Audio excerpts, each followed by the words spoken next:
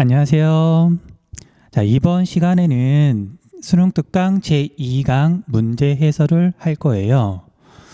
그런데 이제 문제 해설을 하기에 앞서서 걱정이라기보다는 세상에 대한 어떤 자그마한 통찰? 어쩔 수 없는 아쉬움? 그걸 조금 이야기를 해야 될 것 같아요. 선생님 생각에는 문제 해설까지 굳이 학습 시간에 포함시키는 건 너무한 것 같아서 따로 이렇게 유튜브에 영상을 올리고 이렇게 링크만 걸고 있거든요. 그런데 이제 재미있는 게 굳이 이 영상을 안 봐도 될 친구들은 지금 선생님 이야기를 듣고 있다는 것 자체가 링크를 클릭해서 영상을 보고 있다는 거잖아요. 그래서 굳이 이 영상을 안 봐도 되는 친구들은 이 영상을 보고 있고, 그리고 되도록이면 이 영상을 봐야 되는 친구들은 학습 시간에 포함이 안 되니까 아마 이 영상을 보지 않을 거예요. 선생님도 어느 정도는 알아요. 그런데 다만 세상에 공짜 없고 열심히 하는 건 좀 슬프지만 기본이죠. 내가 열심히 성실히 하지 않았는데 좋은 결과가 있을 수는 없어요. 자, 그래서 혹시라도 이거 학습 시간에도 포함 안 되는데 뭐 꼭 들어야 돼? 라고 생각할 수도 있겠지만 물론 자기가 자신이 있으면 이 영상은 안 봐도 돼요. 하지만 뭔가 조금 부족하다, 좀 자세한 설명을 듣고 싶다, 그러면 문제를 분석하고 복습을 한 다음에 이 해설 영상을 보면 조금은 도움이 될 거예요. 자, 잔소리는 짧게 하고, 자, 2강 문제는 내용과 마찬가지로 내용이 쉬워요. 다루고 있는 내용도 뭐 이렇게 깊은 생각, 사고를 필요로 하지 않고요. 그냥 단편적인 지식을 바탕으로 그냥 딱딱 정답을 찍어내면 되는 문제들이 많아요. 어렵지 않으니까 빨리 끝내볼게요. 자, 1번 문제를 보면 다음은 한국지리 수업 장면이다. 교사의 질문에 대한 대답으로 옳지 않은 것을 고르라 그랬네요. 자, 그림은 전통적인 국토 인식을 알 수 있는 가사상의 명당을 나타낸 것이다. 자, 명당 하면 풍수지리죠. 자, 그래서 가는 풍수지리가 되겠네요. 풍수지리 사상. 자, 이 그림은 뭐 굳이 몰라도 상관없어요. 그런데 여기 봤더니 좌청룡 우백호, 익숙한 말이 나오죠. 자, 선택지를 보면 지모 사상을 기반으로 하였습니다. 지모는 땅 지자의 어미 모자. 땅은 만물을 키워내는 어머니 같은 존재다. 땅을 되게 소중하게 여기는 거죠. 그 다음 땅을 살아있는 생명체와 같이 인식하였다. 자, 여기에 명당이라고 하는 건 물론 그림을 분석할 필요는 없어요. 하지만 땅도 생명체와 같아서 마치 생명체에는 핏줄이 있어서 피가 흐르면서 산소와 에너지를 공급하는 것처럼 땅도 생명체고, 그래서 땅에도 기라는 게 있어서 마치 피와 비슷한 기라는 게 있어서 이 기가 주로 산줄기를 타고 흘러서 긍정적으로 모이는 곳, 영향을 미치는 곳이 명당이죠. 자, 그래서 땅을 살아있는 생명체와 같이 인식하였다. 맞는 설명이에요. 자, 그 다음에 국토의 잠재력을 이용한 적극적인 개발을 강조하였다. 자, 우리 잠재력이라는 말이 사실 긍정적으로 많이 쓰이잖아요. 야, 너는 잠재력이 엄청나. 그러니까 네 능력을 마음껏 발휘하기 위해서 열심히 한번 해봐. 그때 잠재력은 좋은 의미지만 사실 여기에서 잠재력은 그닥 좋은 뜻으로 쓰인 건 아니에요. 개발할 수 있다고 그래서 모두 개발하고 나면 그쵸, 여유가 없어지는 거거든요. 그래서 뒤에 부분이 핵심이에요. 적극적인 개발을 강조하였다. 개발할 수 있는 건 다 개발하자. 이건 풍수지리하고는 좀 안 맞는 거죠. 자, 풍수지리는 자연을 바탕으로 인간이 살아가는 이제 옛날 그런 생각에서 나온 거기 때문에 적극적인 개발, 뭐 과학기술이 발달한 시대, 그때하고는 좀 다른 거예요. 자, 그래서 답은 3번이 되겠네요. 자, 집터, 마을, 도읍지뿐만 아니라 이건 양택이고요. 뭐 적을 필요는 없어요. 그 다음 묘자리 선정에는 음택이죠.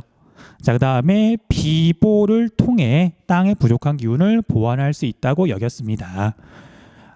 자, 우리가 풍수지리에서 명당을 이렇게 따지는데 뭔가 아쉽거나 또는 뭔가 넘치거나 그런 경우에는 뭐 이름을 독특하게 짓는다든지 아니면 뭐 독특한 어떤 상징을 세워둔다든지 그래서 땅의 부족한 부분을 채울 수 있다 그랬어요. 그런 걸 비보풍수라고 한다. 뭐 답은 쉽죠. 3번. 자, 2번 문제. 지도에 대한 옳은 설명만을 보기에서 있는 대로 고른 것은 자 이제 얘는 본문에서 자세히 설명을 했어요. 물론 아주 중요한 지도는 아니거든요. 자 그래서 굳이 키워서 보진 않을게요. 앞에서 자세히 다뤘으니까 곧바로 답을 한번 찾아볼게요. 자 얘는 천화도인데 천원 지방 사상을 반영하였다. 천원 지방 사상을 반영하였다. 하늘은 둥글고 땅은 네모나다. 동양의 전통적인 세계관이라 그랬어요. 자 그래서 봤더니 땅은 네모나고 조선과 중국과 여기 일본도 표현이 되어 있고요. 그 다음에 하늘 세상은 둥그렇다. 천원지방. 이 그림 보고 느낌이 좀 온 사람이 있을 거예요. 자 우리나라 엽전 닮았죠. 엽전 뭐 해동 통보 같은 것들. 자 그냥 만든 게 아니라 천원지방 사상을 반영한 거예요. 자, 당연히 동그란 건 뭐 이해가 되는데 왜 네모나게 구멍을 뚫었을까? 이것도 둥그랗게 뚫었을 수 있을 텐데 아니면 뭐 구멍이 없거나 자, 우리의 전통적인 세계관을 반영한 거죠. 자, 그래서 기억은 맞고요. 자, 그 다음에 조선 전기의 국가 주도로 제작되었다. 아니죠. 여기에 해당하는 지도는 혼일강리 역대 국도 지도가 대표적이고요. 자, 우리 천화도는 조선시대 중기 이후에 민간에서 도교의 영향을 받아서 상상 속의 세계도 포함하고 있죠. 앞에서 했던 내용이에요. 그래서 니은은 잘못된 설명이고요. 그 다음 중화 사상을 극복한 지도로 평가받는다. 자, 얘는 잘못된 설명이죠. 자, 여기 글씨가 뭐 보이네요. 가운데에 보면 중국이라고 써 있고요. 이 큰 부분이 지금 중국이에요. 세상의 중심은 중국, 중화 사상이 강하게 반영되어 있는 거죠. 자, 참고로 중화 사상을 극복한 지도는 세계지리 시간에 배울 거예요. 그런데 어렵게 생각할 필요는 없고요. 자, 우리가 지구를 원반, 쟁반처럼 평평하다고 생각하는 시대가 있었고요. 그런데 지금은 거의 모든 사람이 지구는 구체, 입체라고 생각을 하죠. 마치 축구공과 같은. 자, 이렇게 지구에 대한 인식이 달라지면 지구 중심에 대한 생각도 좀 달라져요. 자, 이제 옛날 사람들한테 마치 지구가 이제 원반 평평하다고 생각했던 옛날 사람들한테 지구의 중심이 어디냐, 세상의 중심이 어디냐고 물어보면 자, 원반이 이렇게 있으면은요, 당연히 여기 중심이 있죠. 여기가 세상의 중심이라고 당연히 생각한단 말이에요. 그래서 옛날 우리나라 사람들하고 뭐 중국 사람들, 동양 사람들은 가운데에 중국이 있다고 생각을 한 거고요. 자, 그에 비해서 자, 오늘날 지구가 구라는 걸 알고 있는 우리들은 자, 지구의 중심이 어디냐고 물어보면 지구 중심에는 핵이 있어요라고 대답을 하죠. 그렇죠? 근데 우리가 핵이라고 하는 건 뭐 나라는 아니니까. 자, 그러면 구의 표면에는 중심이 있다 없다? 없죠. 없잖아요. 축구공 표면에서 어디가 중심이에요?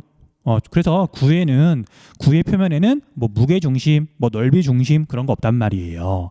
그래서 중화 사상을 극복한 지도로는 나중에 등장할 수도 있는데 지구를 구체라고 인식하고서 제작한 세계 지도. 물론 서양에서 들어오거든요. 그런 지도가 널리 쓰이면서 중화 사상을 어느 정도는 극복하게 돼요. 그런데 이 천화도는 아니죠. 중국이 세상의 중심에 있으니까. 자, 그 다음에 실존 국가 및 상상 속의 국가와 지명이 함께 표현되었다. 중국, 조선, 일본 등 우리나라 근처는 실제 국가고요. 실제 지명이고요. 그 다음에 여기 가장자리에는 여자들만 사는 나라, 머리가 셋 달린 사람들만 사는 나라, 온몸이 털로 덮인 사람들만 사는 나라, 그런 상상 속의 세계가 있다 그랬잖아요. 자, 그래서 답은 기역, 리을 2번이 되겠네요. 2번이 되겠네요.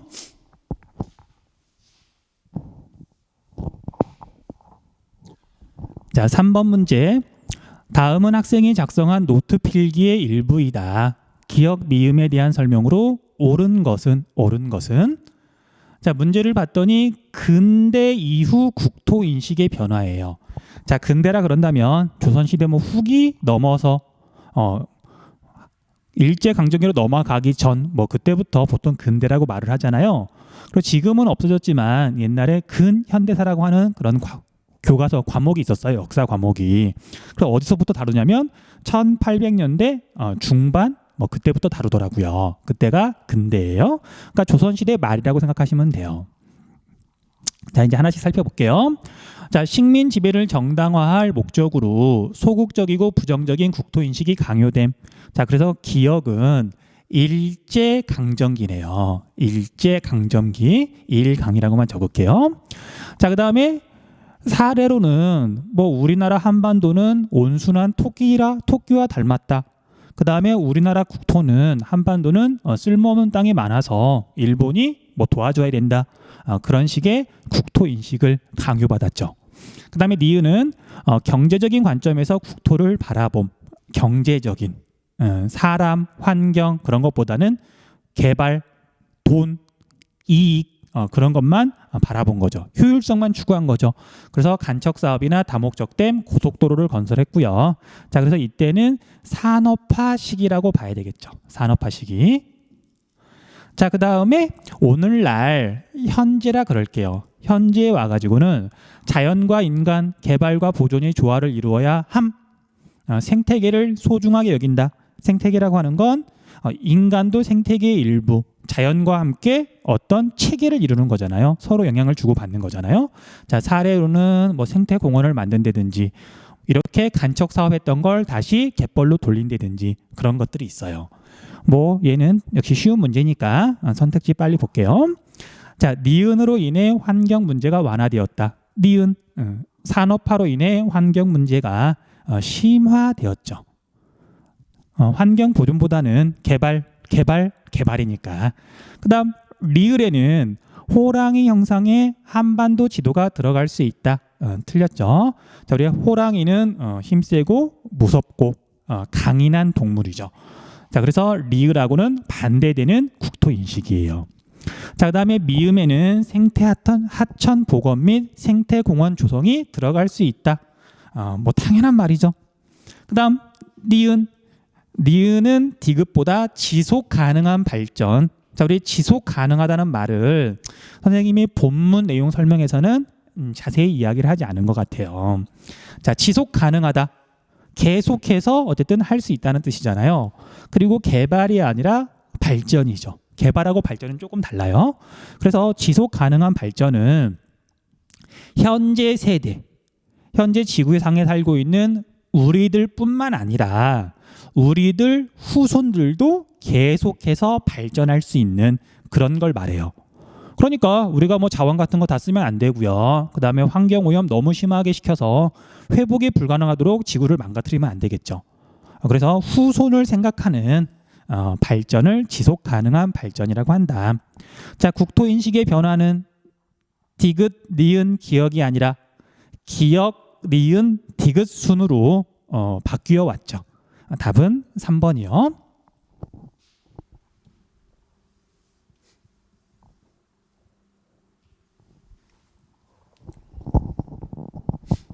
자, 4번. 다음 글의 기억 미음에 대한 설명으로 옳지 않은 것을 고르는 거네요. 자, 지표 위의 지리적 현상과 관련된 모든 정보를 지리 정보라고 하는데 지리 정보에는 공간 정보, 속성 정보, 관계 정보가 있었죠. 공간 정보, 속성 정보, 관계 정보. 그래서 얘는 맞는 설명이니까 정답은 될 수가 없고요. 그 다음 일반적으로 과거에는 종이 지도가 당연히 쓰였겠죠. 종이 지도가. 그 다음에 통계 자료 문헌 등을 찾아보거나 야외 조사를 통해 지리 정보를 수집하였다. 뭐 직접 가가지고 현장을 조사하였다. 하지만 최근에는 비행기나 인공위성을 이용한 원격 탐사를 통한 수집도 활발해졌고 비행기나 인공위성 그러니까 원격 탐사를 통해 사람이 접근하기 어려운 높은 산이나 사막 한가운데나 아니면 북극이나 남극처럼 너무 추운 곳이나 이런 지역의 지리 정보도 얻을 수가 있죠. 그래서 얘도 맞는 설명이어서 정답이 될 수 없겠네요. 자, 그 다음에 디지털 형태의 수치 지도라고 돼 있는데, 자, 우리가 디지털이라고 하는 건, 자, 우리가 이제 정보 시간에 배웠을 거예요. 0과 1로 이루어진 이진법으로 컴퓨터가 돌아가죠. 그래서 디지털 지도를 숫자를 이용한다 그래서 수치 지도라고 불러요. 디지털 지도를 수치 지도라고 한다. 됐죠?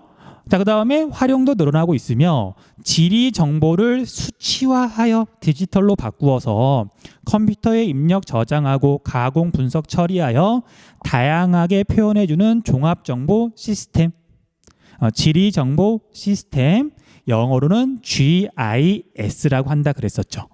뭐 내용은 되게 쉽네요. 평범하네요. 자, 미음을 통해 시설물의 입지 선정에 도움을 얻을 수 있다. 지리 정보 시스템을 이용하면 여러 가지 정보, 첫 번째 조건, 두 번째 조건, 세 번째 조건, 네 번째 조건 아무리 많아도 상관없어요. 각 조건을 만족하는 지점을 지도에 표시한 다음에 그걸 이렇게 겹쳐서 보면 중첩을 시키면 최적 지점을 쉽게 찾을 수 있다 그랬잖아요. 중첩 분석.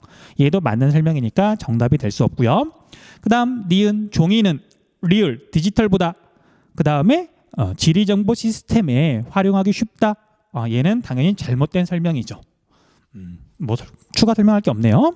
그 다음 리을은 수치 지도는 니은 종이보다 지리정보의 수정이나 보완이 쉽다. 이것도 당연한 설명이고요. 넘어갈게요.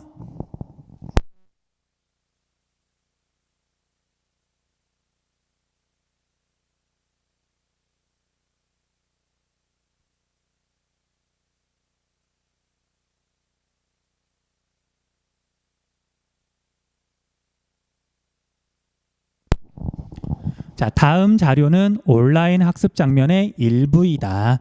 답글, 기억, 미음 중에서 옳은 내용을 고른 것은? 자, 여러분들 뭐 뒤에 가면 뭐 다시 자세히 이야기를 하겠지만, 자, 우리가 선택형 문제, 보통 객관식이라 그러죠. 자, 우리 객관식 문제에서는 모든 내용을 정확하게 파악해야만 정답을 찾을 수 있는 건 아니에요. 이거 뭐 실전 스킬이죠. 그리고 학생들이 당황해서 문제를 틀리는 경우가 많은데 뭐 꼭 이 문제가 그렇다기보다는 그러니까 우리가 시험을 볼 때 그런 학생이 많다고요. 자, 보통은 이래요. 자기가 정말 열심히 공부를 했대요. 특히 내신 시험에서. 그래서 범위도 그렇게 넓지 않고 수능에 비하면 범위가 훨씬 좁으니까요. 범위도 그렇게 넓지 않고 자기는 정말 열심히 해서 모든 걸 다 했다고 생각했는데 자신이 있는데 시험 문제를 봤더니 뭐 모르는 자료가 나오거나 모르는 단어가 나오거나 그러면 엄청나게 당황을 해요. 아니 내가 이렇게나 열심히 공부했는데 이렇게 부족하다니 어떡하지? 그럴 수 있는 거예요? 자, 이제 고등학교 3학년 수업이면 사실 조금 더 이렇게 자세한 이야기를 해줄 텐데 아무튼 아무리 공부를 열심히 해도 시험 문제에서 모르는 게 나올 수도 있는 거예요. 그럼 그럴 땐 어떻게 해야 되죠? 당연하지만 당황하지 말고요. 심호흡 한번 하고 내가 정말 열심히 공부했고 많이 했으니까 내가 알고 있는 것만 가지고도 충분히 풀 수 있다라고 생각해야 돼요. 모르는 건 모르는 거고 시험 시간에 모르는 거 아무리 고민해봤자 알게 되는 건 아니거든요. 그렇죠? 물론 알듯 말듯 분명히 봤던 건데 기억이 날 듯 말 듯 그런 건 고민하면 되지만 이건 처음 보는 거야. 그러면 물음표 찍어 놓고요. 넘어가시면 돼요. 아는 것만 가지고 정답을 찾아라. 그리고 절대 당황하지 말아라. 자, 아무튼 옳은 내용을 고르면은요. 가나는 조선시대에 제작된 지도입니다. 각 지도의 특징에 대해 답글을 달아보세요. 답글을 달아보세요. 옳은 내용 고르는 거죠. 조금만 키워볼까? 조금만 키워볼까요? 자, 좀 잘 보이게 최대한 확대를 했어요. 자, 우리가 가는 확실하게 알고 있죠. 혼일강리 역대 국도 지도. 조선시대 초 1402년에 제작을 했고요. 그 다음에 지도 가운데에 커다란 중국이 있고 조선도 상대적으로 크게 그려져 있고 그 다음에 아프리카, 유럽까지 포함이 되어 있는데 신대륙은 나타나 있지 않다. 뭐 그 정도 정리하시면 돼요. 자, 그런데 우리가 나를 봤더니 처음 보죠. 자, 사실은 작년도 수능 특강까지는 이 지도가 나왔었어요. 그런데 올해 수능 특강에서 앞에 내용 설명에서는 이 지도가 지금 나오지 않죠. 근데 절대 당황할 필요는 없어요. 그냥 있는 그대로 보시면 돼요. 자, 첫 번째. 자, 이 지도는 이제 가 지도랑 비교를 하는 건데 조선시대 극초반 우리나라에서 제작한 세계 지도 중에 제일 오래된 거. 현재 남아있는 것 중에. 자, 그런데 얘를 봤더니 우리가 지금 한국 지리를 공부하는데 다른 나라에서 제작한 세계 지도를 제시할 리는 없잖아요. 당연하죠? 우리가 지금 세계 지리를 하는 건 아니니까. 그럼 얘도 충분히 우리나라에서 제작한 세계 지도라고 생각할 수 있고요. 그 다음에 차분하게 이제 이 지도를 살펴보면 우리가 지금 알고 있는 대륙들이 거의 정확하게 표현이 되어 있어요.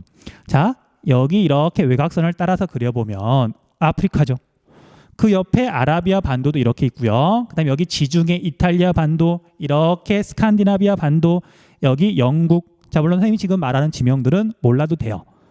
세계지리 할 때나 조금씩 이렇게 익히면 되는 거고요. 그 다음에 이렇게 해서 아시아가 있고 여기 조선도 있네요. 그 다음에 여기 일본도 있고요. 이렇게 동남아시아도 있고 여기 인도네시아도 이렇게 섬으로 표시가 되어 있고요. 인도도 지금 그려져 있어요. 그러면 얘는 오세아니아. 그 다음에 여기는 그냥 큼지막하게 그릴게요. 큼지막하게 덩어리가 하나가 있고요. 되게 얇았다가 또 이렇게 약간 삼각형을 닮은 대륙이 하나가 더 있네요. 눈에 보이죠? 북아메리카, 남아메리카. 자, 그리고 얘가 지금 이렇게 원형인데 근데 이 원형인 지도가 두 장이에요. 자, 지구는 구체이기 때문에 이 지도를 제작한 사람은 지구를 한쪽에서 일단 바라봤어요. 앞에서 바라봤다 전도고요. 그 다음에 지구를 반대편에서 바라봤다 후도예요. 앞뒤. 그래서 이 지도는 구체인 지구를 한쪽과 그 반대편에서 본 모습을 지도 두 장으로 지금 나타내고 있는 거예요. 이 지도의 이름은 지구 전후도. 됐어요?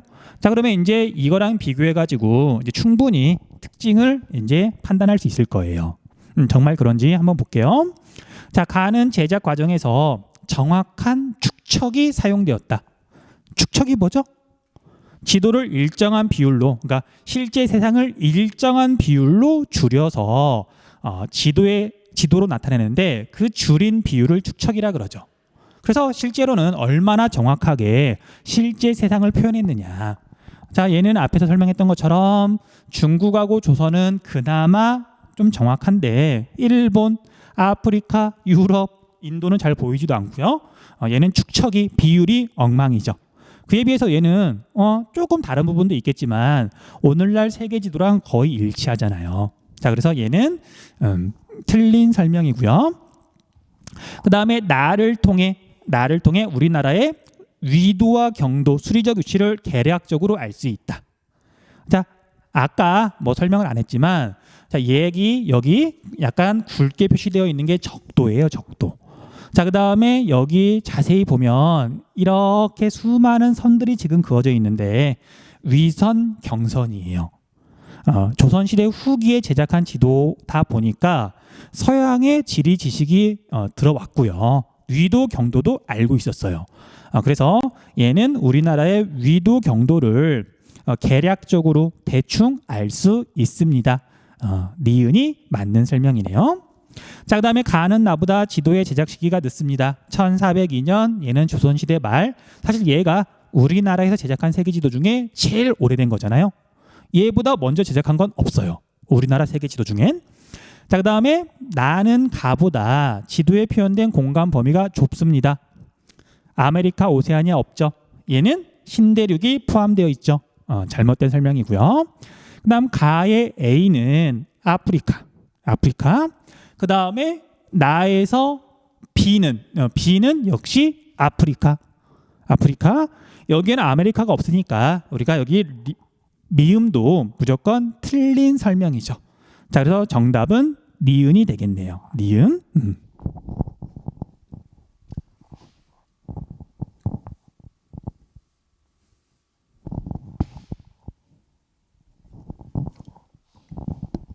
자, 조금 어렵게 느껴질 수도 있을 것 같은데 사실 당황만 하지 않으면 얼마든지 정답을 찾을 수가 있어요. 그렇죠? 그리고 이렇게 앞에 내용에도 없는 부분들은 그래 앞에 없죠. 그럼 이제 뒤에 부분 이제 해설을 보고 뭔가 채워 넣어도 되고요. 아니면 이제 선생님 해설을 보고서 역시 앞에 내용 부분에다가 채워 넣으시면 돼요. 자, 만약에 앞에 교재에서 내용 설명 부분에 칸이 모자란다. 그러면 이렇게 포스트잇을 붙여도 되고요. 아니면 뭐 종이를 끼워 넣어도 되고 거기에 아무튼 착실하게 내용을 계속 더해 가야 돼요. 됐죠? 그렇게 해야 점점 풍부해지고 그런 어떤 지식에 있어서 체계가 잡히게 돼요. 자, 그 다음 문제로 넘어갈게요. 자, 2번 문제. 자, 다음은 대동여지도의 일부분이다. 이에 대한 옳은 분석만을 보기에서 있는 대로 고른 것은. 자, 대동여지도가 이렇게 있고요. 그 다음에 앞에서 설명했던 것처럼 얘는 굉장히 크기 때문에 가로로 대략 4m, 세로로 대략 7m. 그래서 이렇게 네모 지도가 여러 개가 지금 표현이 되어 있죠. 그래서 한 번에 이렇게 판화처럼 찍는 게 아니라 부분 지금 찍어내는 거예요. 자, 아무튼 그 중에서 여기를 지금 표현하고 있는데, 자, 여기는 오늘날 부산 근처죠. 부산 근처죠. 자, 뒤에서 이제 지형 같은 걸 더 자세히 공부하면 아, 이게 낙동강이고 여기에 있는 것들이 지금 삼각주구나, 그런 것도 알아볼 수 있어요. 물론 지금은 그냥 대동여지도를 있는 그대로 판단하시면 돼요. 자, 대동여지도. 자, 한 번 공부해가지고는 조금 헷갈릴 수 있으니까 역시 잘 모르겠다. 그럼 잘 모르는 상태에서 억지로 정답을 찾으려고 하지 말고요. 잘 모르는 부분 체크하고 그 다음에 대동여지도 앞에 부분 가가지고 그 부분 다시 한번 확인하고. 그쵸? 기억. C의 남쪽 10리 이내에 통신시설이 있다. C가 어디 있을까? C는 여기에 있네요. 자, C의 남쪽이니까 아래 방향을 말하는 거고, 근데 거리 10리를 물어봤죠. 그럼 여기에서 거리를 알 수 있는 표시는 이 도로에 있는 방점이죠. 자, 도로들마다 중간중간 이렇게 점이 찍혀 있는데 이걸 방점이라 그러고, 한 칸이 10리라 그랬잖아요. 10리. 이거 10리는 외워두라 그랬어요. 자, 그래서 C에서 남쪽으로 여기까지가 10리고, 자, 통신시설은 조선시대의 통신시설, 봉화, 봉수죠. 그래서 봉수가 여기에 있으니까 C에서 10리가 안 되네요. 그렇죠? 자, 참고로 우리 10리라고 하는 거리 단위 있죠. 자, 앞에 있는 내용 설명에서 선생님이 뭐 굳이 설명을 하진 않았는데 오늘날 뭐 자주 쓰는 거리 단위는 아니니까. 근데 우리가 10리가 얼마쯤 되냐면요, 대략 사람이 걸어서 1시간 동안 갈 수 있는 거리예요. 약 4km. 4km. 그래서 우리가 노래 중에 전통 그런 민요 중에 아리랑 있죠. 나를 버리고 가시는 님은 10리도 못 가서 발병 난다. 그러니까 1시간도 못 걸어가서 발병 나서 주저앉는다는 소리잖아요. 뭐 가지 말라는 뜻일 수도 있고, 그 다음에 나를 버리고 가는 이 나쁜 놈아, 너는 이제 10리도 못 가서 발병이 나버려라 라고 저주를 퍼붓는 노래일 수도 있어요. 농담인 거 아시죠? 자, 아무튼 10리는 그렇게 먼 거리는 아니에요. 먼 거리는 아니에요. 그 다음 D 지점은 선박을 통한 접근이 어렵다. D는 어디 있을까? D는 여기 있네요. 자, 우리가 여기 아무것도 표시가 안 되어 있는 이 부분은 바다예요. 바다. 그리고 곡선이 이렇게 해서 지금 바다까지 이어지고 있는데 하천이죠. 하천. 그런데 우리가 하천은 선이 하나냐, 선이 두 개냐, 배가 다닐 수 있느냐, 배가 다닐 수 없느냐, 그걸 나타낸다 그랬었죠. 그래서 여기는 선이 하나니까 배가 다닐 수 없어요. 자, 이런 데도 마찬가지예요. 배가 다닐 수 없어요. 하지만 여기 보세요. 선이고 얘도 지금 선이거든요. 이것도 지금 하천이에요. 낙동강이거든요. 여기는 지금 이제 배가 당연히 다닐 수가 있는 거죠. 그쵸? 넘어갈게요. 자, 그래서 D 지점은 선박을 통한 접근이 어렵다. 맞는 설명이네요. 맞는 설명. 기억도 맞는 설명. 그 다음 A에서 B까지 도로를 통해 최대한 거리를 이동하려면 고개를 4번 넘어야 한다. 고개를 4번 넘어야 된다. 자, 우리 고개는 앞에 내용 설명에서 자세히 이야기했어요. 산 줄기를 넘어가는데 가장 낮은 곳을 넘어간다. 그게 고갯길이다. 그리고 한자로는 령이라고 한다. 령, 남태령, 추풍령, 뭐 대관령, 네, 그런 령이 붙는 것들이 바로 고개예요. 자, 그런데 A에서 B까지 가려고 봤더니 자, 비교적 가는 곡선은 얘는 지금 하천이죠. 하천이에요. 지금 바다로 이어져 있잖아요. 하천이고요. 그 다음에 여기 약간 불규칙하고 굵은 이 곡선이 지금 산 줄기를 나타낸 건데 A에서 B까지 갈 때는 하천을 2개를 건너고요. 그 다음에 산 줄기는 2개를 넘어가네요. 고개는 2개를 넘어간다. 예, 잘못된 설명이죠. 그 다음 이 지역에서 군사시설인 진보는 여기에 있네요. 진보는 내륙보다 해안에 많이 위치한다. 이게 지금 바다라 그랬잖아요. 여기 지도에서도 보면 이 아래쪽이 바다고 여기 있는 산줄기 있는 이 부분이 육지잖아요. 그런데 이제 이 지도를 보지 않아도, 그러니까 여기 자세히 보지 않아도요. 자, 여기는 지금 부산 쪽인데 당연히 왜구가 많이 쳐들어왔겠죠. 외놈들이. 그러니까 당연히 군사시설은 왜구를 막기 위해서 바닷가 지역에 있었겠죠. 당연하죠. 뭐 내륙에 있을 필요는 없죠. 자, 그래서 여기 진보를 봤더니 성으로 둘러싸여 있는 유성 하나, 둘, 셋, 넷, 다섯, 여섯, 일곱, 그 다음에 성이 없는 진보까지 거의 대부분이 지금 해안가 지역에 있죠. 그렇죠? 자, 그래서 내륙보다 해안에 많이 위치한다. 설명이 맞네요. 자, 그리고 정답은 기역, 니은, 리을 4번이 되겠네요. 4번이 되겠네요. 넘어갈게요.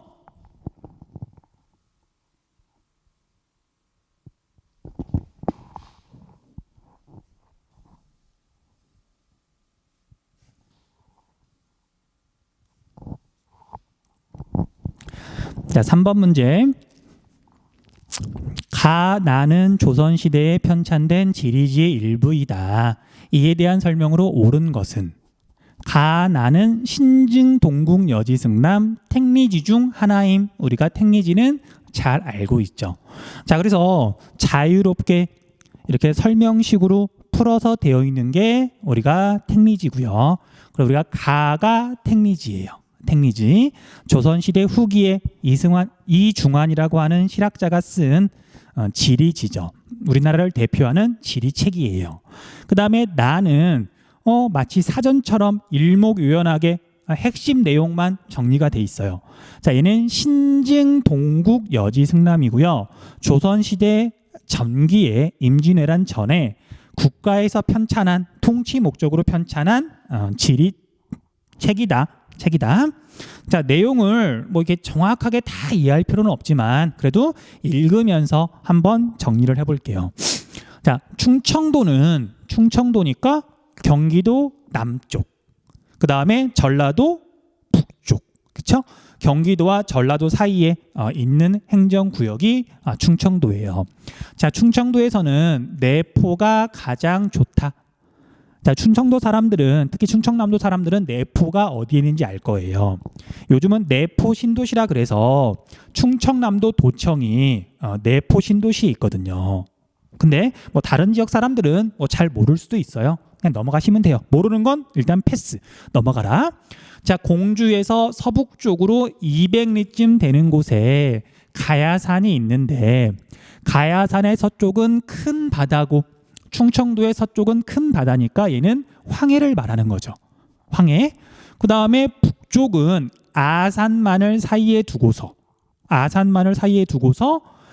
기역 바닷가 고을과 인접해 있다. 자, 지도를 잘 떠올려 보셔야 돼요. 자, 우리나라 황해안을 보면 곡선이 이렇게 3개가 있었는데 여기가 충청도였죠. 그리고 지금 이 설명에서 보면은 여기 지점에서 서쪽에 있는 큰 바다는 지금 서해고요. 그 다음에 만을 사이에 두고 여기 만 이름이 아산만이거든요. 만을 사이에 두고 여기하고 마주보고 있는 쪽은 여기죠. 자, 물론 이 글만 보고는 잘 모를 수도 있지만 자, 우리 한국지리 시험지 안에는 어딘가에 틀림없이 우리나라 전체 지도가 있을 거예요. 머릿속에 지도가 좀 담겨 있으면 좋겠지만 그렇지 않으면 어딘가에 있는 지도를 보고서 이렇게 하나하나 따지면 된단 말이에요. 자, 그러면 두고 기역 바닷가 고을과 인접해 있는데 기역은 당연히 충청도랑 가까운 경기도가 되겠네요. 경기도 바닷가 고을과 인접해 있는데 여기는 서해가 내륙으로 깊숙이 들어온 곳이다. 아산만 지역이다. 자, 중략. 가야산 앞뒤로 10개의 고을이 있어 다 함께 내포라 부른다. 여기 움푹이란다. 툭 튀어나온 여기 내륙 어딘가가 내포라는 뜻이에요. 자, 토지는 비옥하고 물가나 평지가 평탄하고 드넓다. 물고기와 소금이 흔해 부자가 많고 대를 이어 사는 사대부가 많다. 내포에 대한 설명 넘어가시면 돼요. 그 다음에 나는 뭐 굳이 읽어볼 필요는 없을 것 같고요. 그냥 어떤 지역에 대한 설명이 나올 텐데 여기도 보니까 뭐 가야산 나오고 뭐 이런 것들이 뭐 특산물이라고 나오는 걸로 봐서 택리지에서 설명하고 있는 내포 지역, 그 다음에 얘는 신징 동궁 여지 승람에서 말하고 있는 뭐 가야산 주변 내포 지역 같은 지역을 지금 말하고 있는 것 같아요. 그런데 이제 설명하는 방식은 완전히 다르죠. 넘어갈게요. 자, 그래서 우리 선택지를 봤더니 좀 올려볼까요?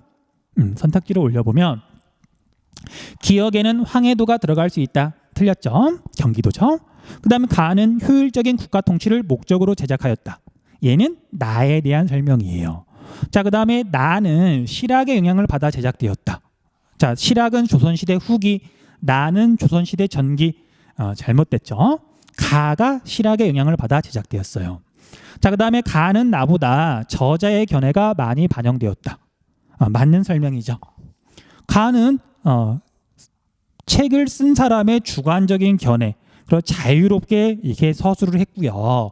자, 나는 통치 목적으로 쓴 사전식으로 쓴 거죠. 자, 사전에 주관적인 견해가 들어가면 안 되는 거죠. 객관적인 정보들이 당연히 반영이 돼야 되는 거고요. 답은 4번이네요. 그 다음 나는 가의 내용을 요약하여 제작되었다. 아니고요. 뭐 제작 시기도 다른데 나가 가보다 먼저 서술된 거죠. 넘어갈게요. 그 다음 4번 문제. 자, 통계 지도에 대한 이야기인데 얘는 가장 알맞은 지도를 고르는 거예요. 가장 알맞은.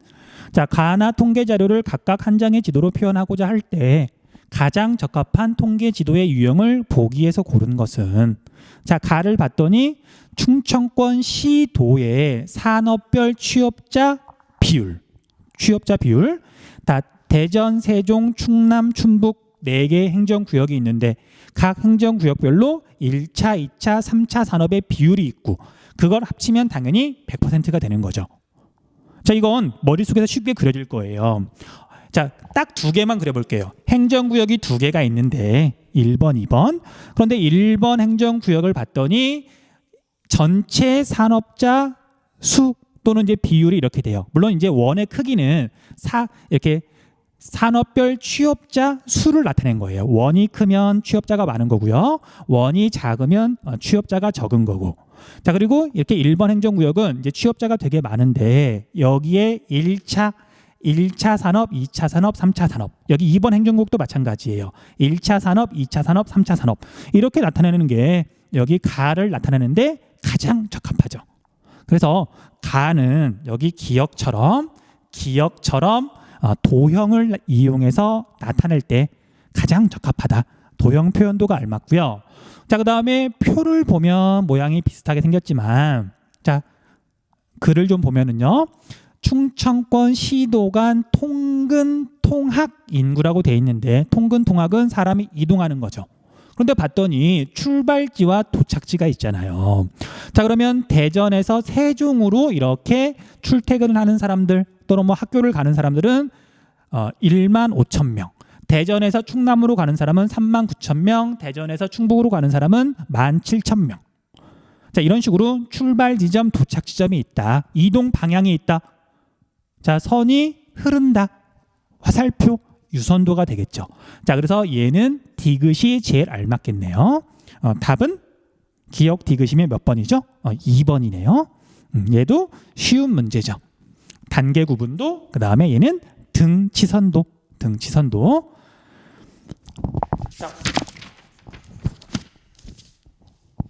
자, 5번 문제는 자, 여러분들 천천히 하면 정말 틀릴 사람이 한 명도 없거든요. 그래서 사실 해설할 것도 전혀 없어요. 차분하게 천천히 해보시면 돼요. 넘어갈게요. 자, 이제 마지막으로 6번 문제까지 하면 끝나겠네요.